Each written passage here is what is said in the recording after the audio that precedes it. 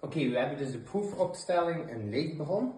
Ons Lego mannetje is het voorwerp. Dan hebben we een meetlat en we hebben 30 centimeter gemeten tussen onze bolle lens en het voorwerp. En achteraan hebben wij een blad dat dient als ons wit scherm.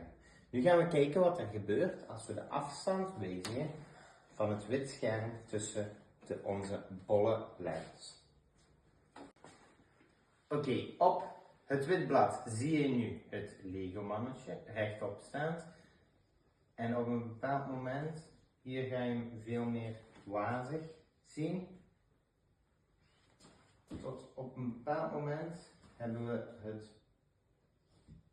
randpunt. En dan ga je een omgekeerde weergave zien. En als je nu kijkt op de zonneweergang, dan zie je dat het Lego mannetje ondersteboven staat